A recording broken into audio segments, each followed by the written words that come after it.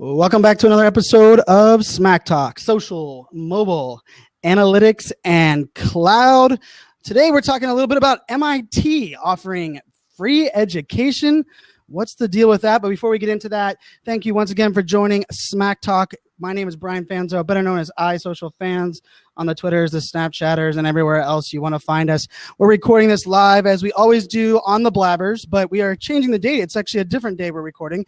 We'll just leave the day of the week up to be a mystery. You have 6 options since you know that we normally record this on Fridays. But how are you doing, Mr. Daniel? How are you today? Doing good, Brian. You know, Friday, we need to be doing a little, as Sarah McLachlan says, building a mystery. We don't want our audience to think we become too predictable. And on Fridays, we're always in such good spirits because it's Friday. And like yesterday was National Tequila Day. So there was that for those of you that maybe celebrated it. And if you did, I'm not judging. But on a Monday, it's a whole nother mood, Brian. Smack Talk has in a whole different mood, and SMAC, Social Mobile Analytics Cloud, does not stand for Sunday, Monday, and come on, we can do it some other days. So I came up with that in real time. But no, it was interesting. So last week, Brian, I shared this post on Facebook, and it basically said MIT offers its entire course catalog, over 2,400 courses, for free to anybody who is interested in learning what MIT students are. The only caveat, and it's a big caveat, is you don't get any credit. You don't get any degrees. You simply have the opportunity to have access. Now, Mr. Fanzo, you love to talk about a little thing called access.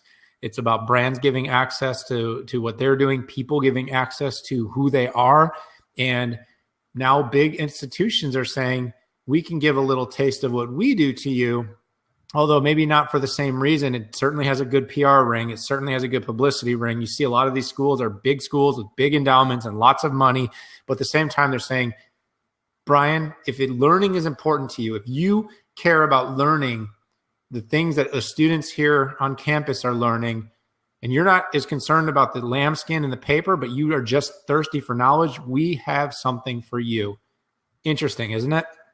That's really interesting. I mean, I'm laughing as you said access, because is what I preach, is really what I believe in giving really people in the community access to the people, places, experiences.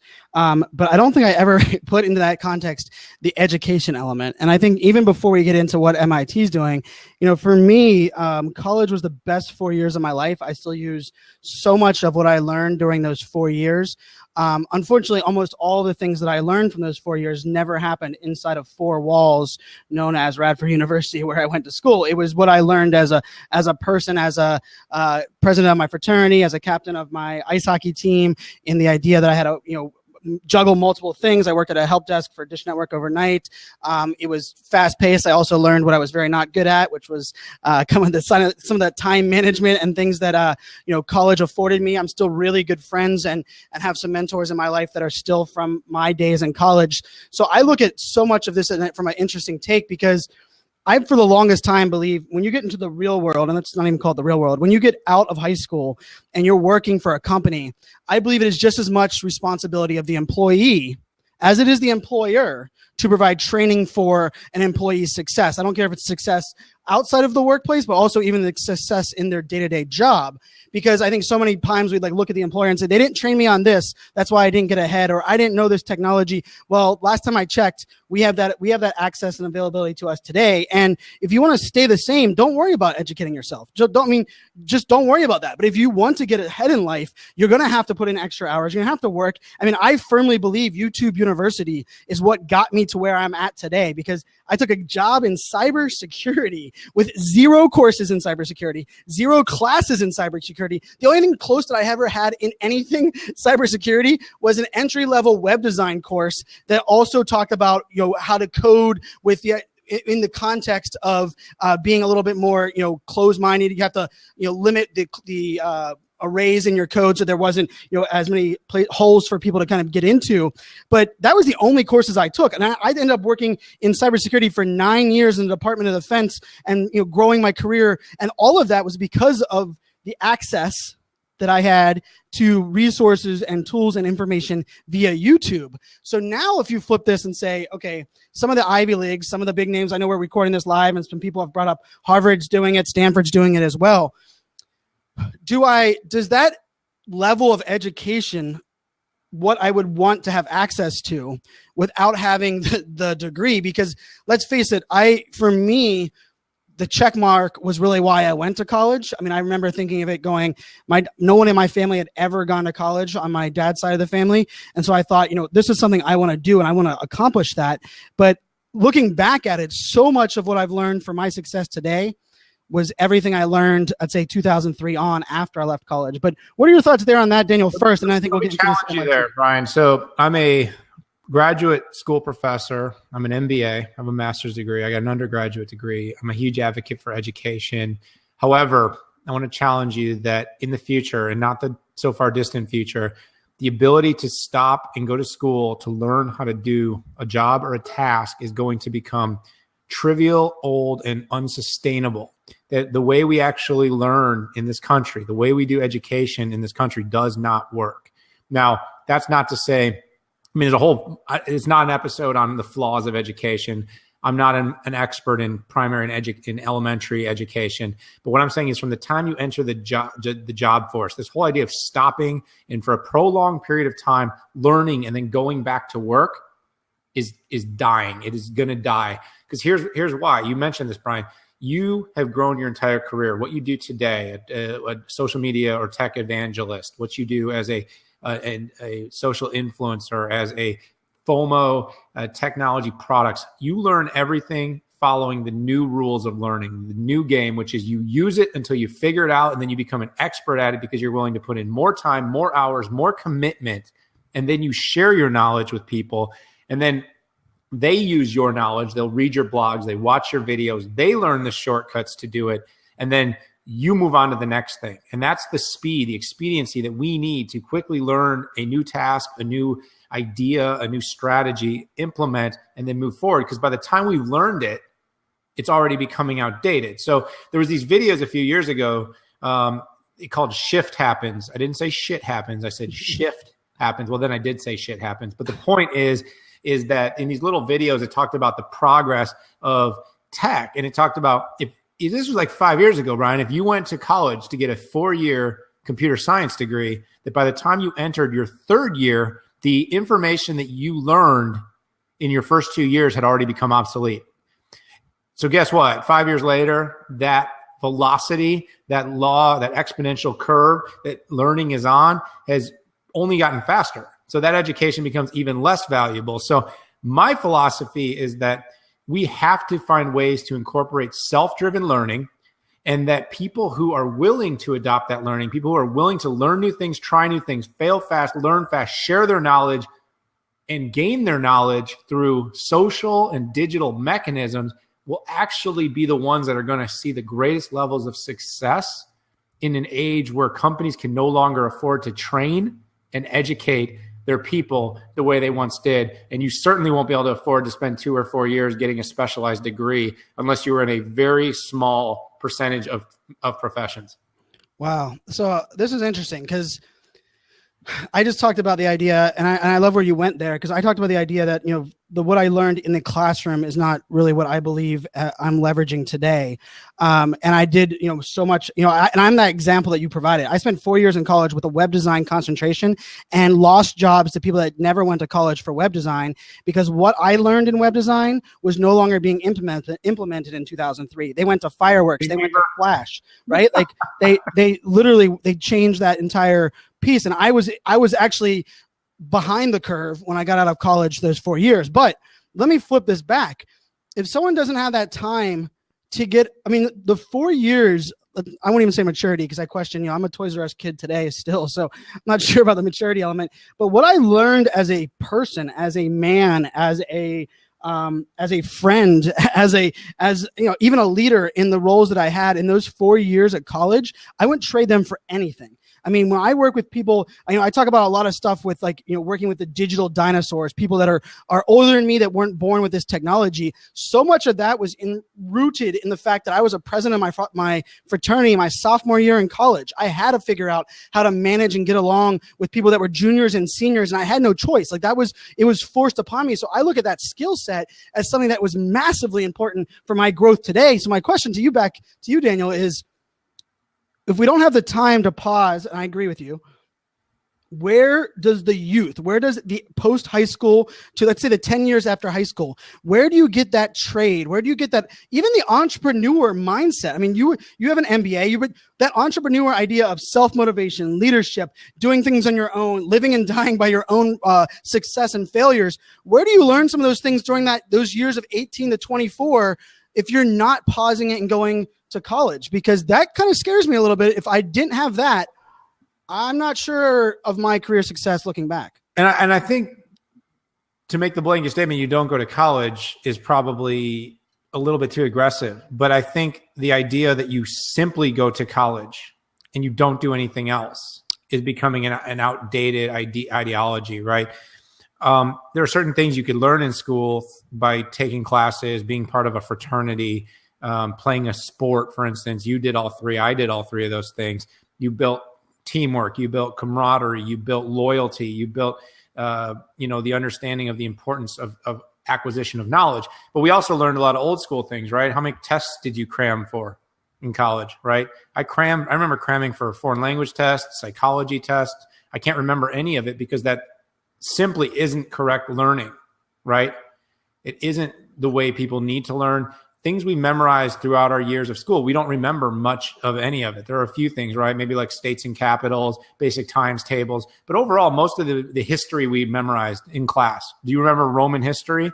I remember very little. But you know what I've learned, Brian? I've learned how to quickly and rapidly access information. I've learned how to quickly and rapidly access information of multiple types and sources.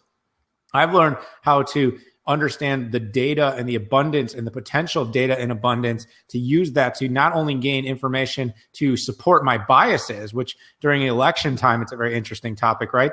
But I've learned how to actually scour the internet to find valid sources, accurate sources, to discern between good and bad sources so that I can learn both sides of an argument and become highly knowledgeable about a topic. Brian, we learned, right? Neither of us, when we started out, we both understood a little bit about social media and marketing, but we were not necessarily, we were technology-minded people that liked technology. We weren't, we had some experience in cloud and computing and data center, but we didn't have degrees in any of these areas, right? We simply had real-world experience, a willingness to get our hands dirty, the willingness to read, right? I think last week, Brian, right, I pitched you about talking chatbots. Yes. Okay. And there's a little secret for the world. We did a cloud talk. We talked about chatbots. Brian says to me about 2 hours before the show, he's like, I don't know if I know about these. And I simply sent him a couple links. He went on the internet and found some links, and you crushed it. And it's because you've got a willingness to learn. You understand concepts. You know where to source your data. You know how to synthesize information. So my little soundbite here, Brian, is we have gone from an age where we were required, Brian, when we went to school, to be knowledgeable about topics. And now in the age of technology, of digital and information, we are in the age of being knowledge able. 2 words, the ability to acquire knowledge quickly, put them to use. And people who can do that the fastest are going to win. Ooh, I love that. I love that. And thank you for the kind words on the chatbot side. And I think this actually goes into my idea where I no longer even look at the technology as something that I help brands with. I look at them having a mindset that embraces change, right? And you have the correct mindset that understands the thought process, the variables in place, so that when the new technology comes, you can put those variables in there. You can watch a couple of YouTube videos. But when you're building in a framework, in a culture in your company, even as a manager, if you're able to structure the team that is working for you as a manager, if you're able to structure that relationship and that thought process, that people understand how to implement, how to integrate, and how to take on new topics and new understandings, the curve for adoption definitely is not near as slanted. And I think this is an interesting topic. And I guess to the point of like MIT offering it, what role does the facilitator of knowledge play? I'm curious, because Daniel, you and I are speakers. We speak all around the world. And if you give someone our slide decks that have, we spend a lot of time on, slide decks and story and dramatic pause. If you look at the content, I challenge you to get nearly half as much as what you get out of it, when you're live. And I'm not just saying that because people should be hiring us to speak at their events, but because, when I post it on SlideShare, it's more of like that, hey, this is the overall gist of the story I was telling, but you're not getting the backstory. You're not getting the Q&A. You're not getting there's so much of this context. So, I see there's a couple of people that are even in our live recording here that are in the education field as either a professor. If you're serving up this data or this information or access to these resources, does that diminish, or does that reprioritize the professor or the human context role of delivering that content? Oh, I lost you. Are you on mute?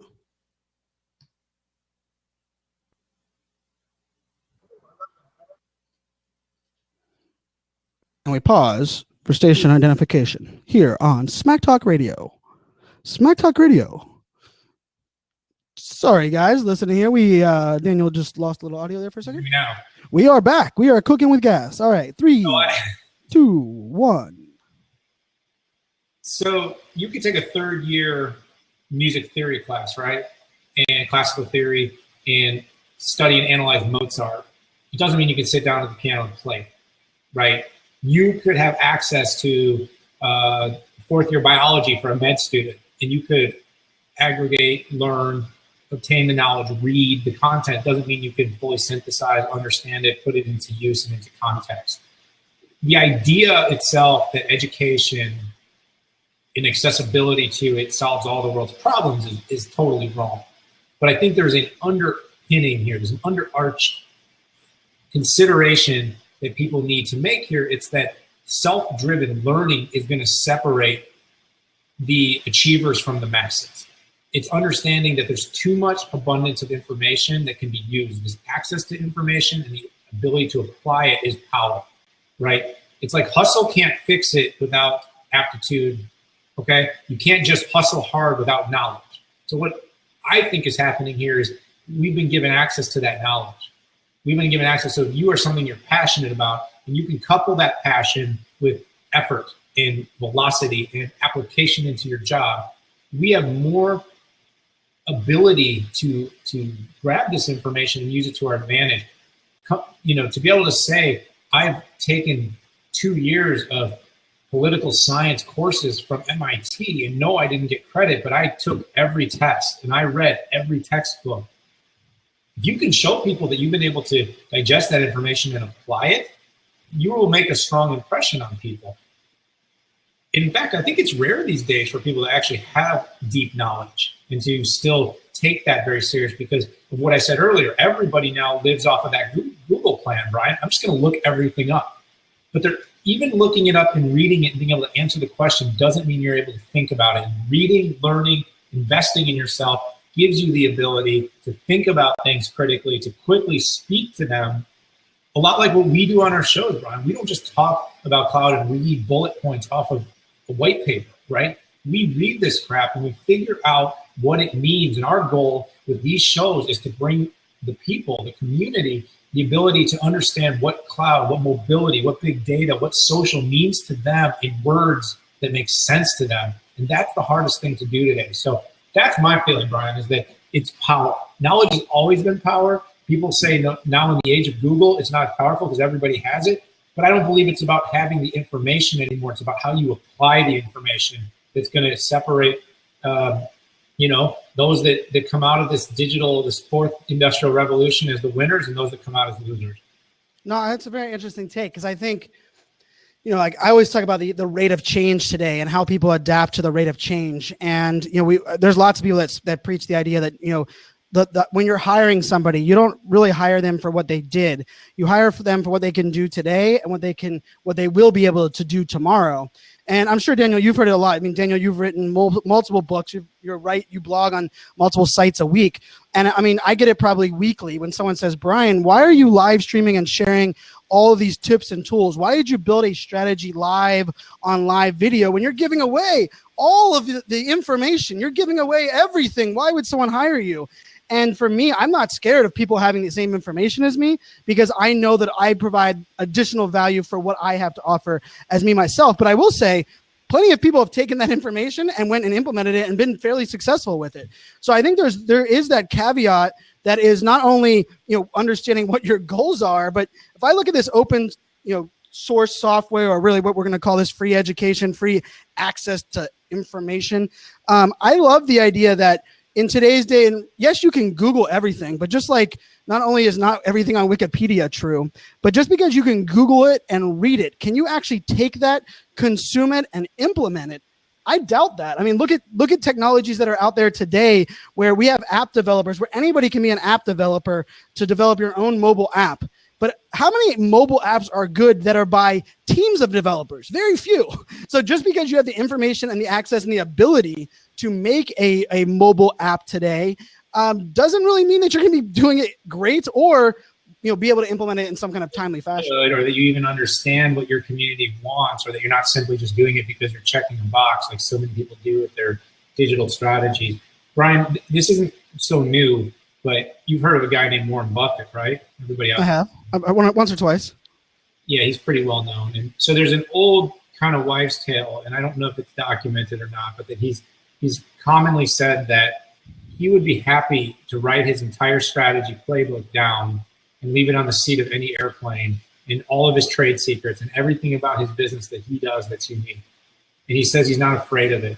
And why is he not afraid of it? Because he doesn't believe there's anyone else in the world that can apply his ideas and his strategies with the success that he does. And I think that's, a unique case, but it's a good indicator of why my business philosophy has always been take what I want to sell most and give it away for free.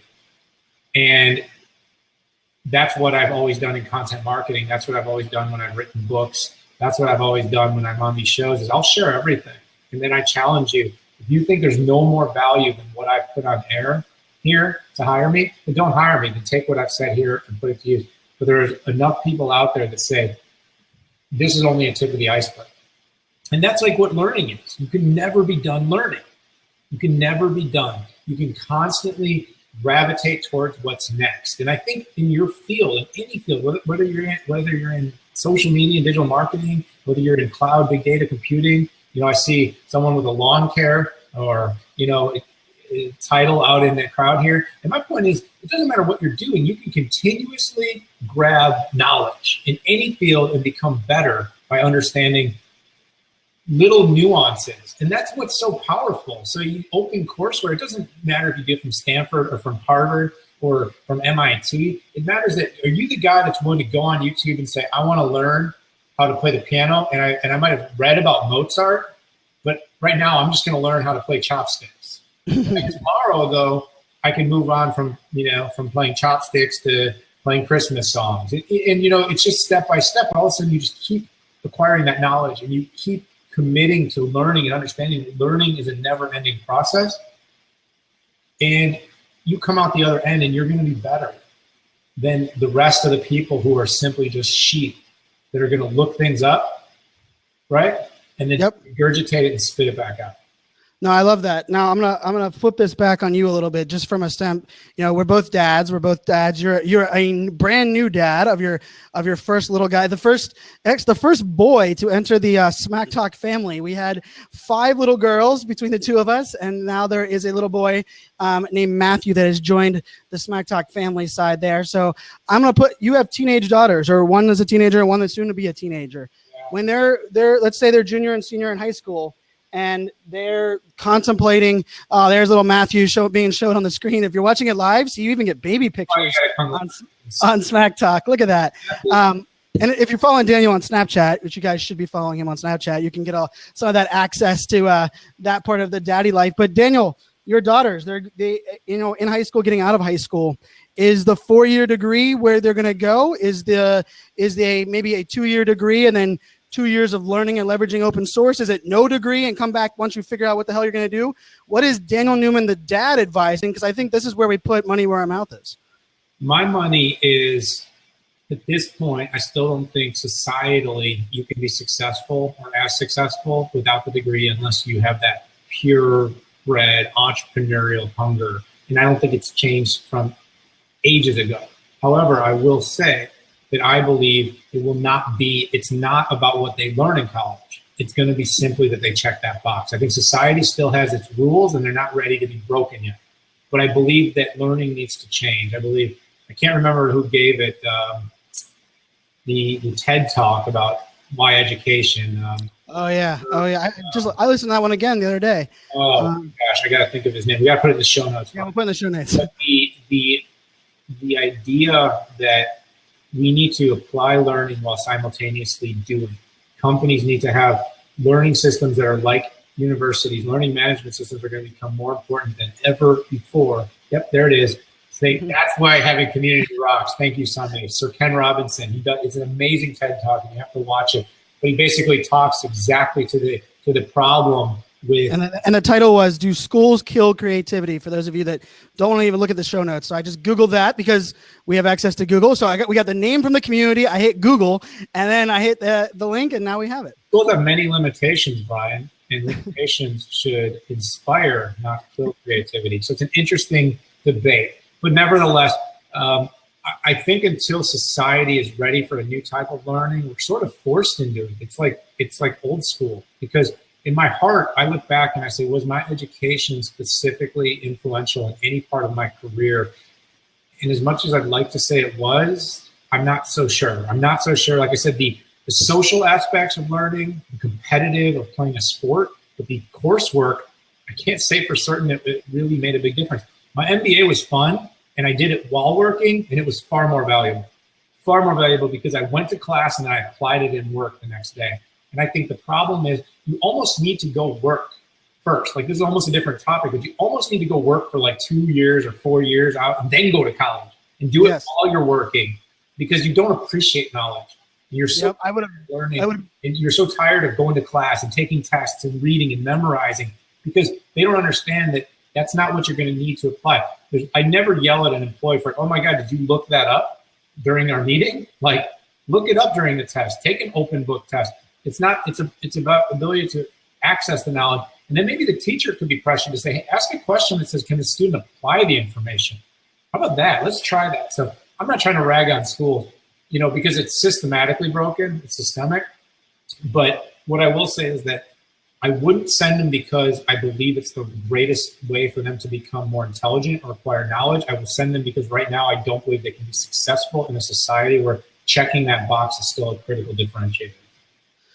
Well, I love your answer, and I hate it all in the same because it makes my skin crawl that we're still in a society that believes that check marks is what we're looking for, and we're going to have to put our money there to get that check box for that simple reason. But I agree with you, Daniel. I think we are still in that space, and I think it is something that will that because that checkbox allows you to get that interview or allows you to be promoted or allows you to have an opportunity that might not have been afforded to you without that checkbox. I mean, I do see exactly your point.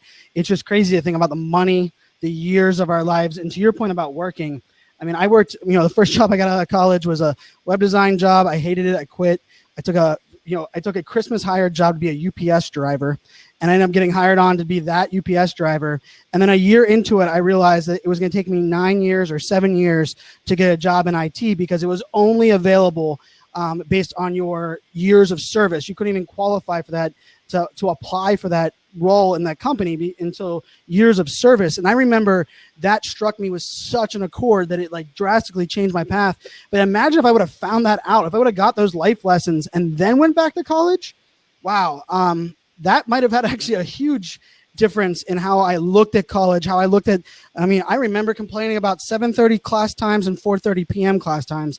And my attendance in those classes, well, let's just save that for off the record, was not very good. And this is interesting. I think I think the access to information is a great thing. I think MIT, Stanford, I think opening up those doors.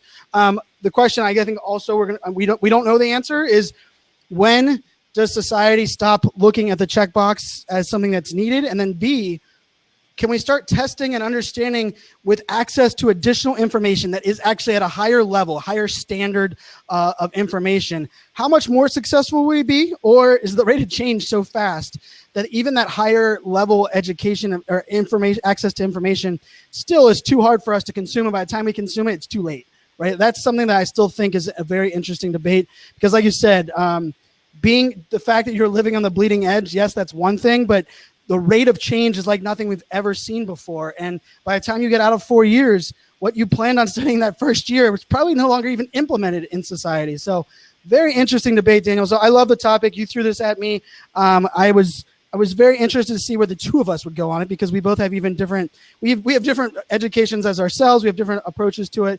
But I think for those that are listening, I think this is a great topic and a mindset for understanding the future of education. I mean, podcasts are a great way of I listened to probably 4 podcasts today while I was working that I was catching up on. And to me, that was consuming information and knowledge that I'm going to share and implement with my clients on our show, on the shows we do at events. And all of that to me was learning on the fly and being able to do that now. It's a very interesting piece. So Daniel, I'll kind of give you the last words. And think about it, the application to social, mobile, analytics, cloud, IoT, virtualization, VR, AR, cognitive computing, IoT, all these tech topics that we love to talk about, Brian, there's not a single one that I believe you can just go to school and learn and come out an expert and have any ability to survive in the real world. And so while tech might be the fastest proliferating and say an old industry like trucking or plastics may move slow, any industry that you're in, the ability to consume, to understand, to synthesize, then apply is what's going to be the difference. So it's not just about access. It's not just about abundance. And the fact that MIT and Harvard are putting that out there is not enough.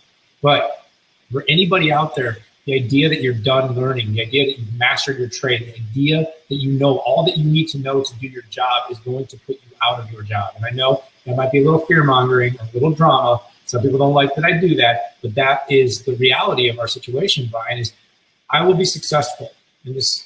You will be successful because we believe learning never stops. We believe that not only learning, but learning and applying never stops. And we believe learning, applying, and sharing is the way to grow and to rise the tide. So we will learn, we will apply, we will share, and then we will take that knowledge from the community, right? And we will apply it in our lives, and we will hope that what we share with you, you apply in yours, and then we rise the tide of ourselves and everybody around us. So, and that, by the way, is exactly what we know about all of you out there in the Smack Talk community. You are constantly rising the tide, and ways to rise the tide might be joining us on Twitter, hashtag Smack Talk. It might be checking out our Facebook page on facebook.com. Check out Smack Talk there, SMAC Talk. And by the way, if you want to check out a little bit of our reel of what we're doing and some links to us, check out Brian's newly created Adobe Spark page at www.smacktalk.live. And by the way, Brian did that himself,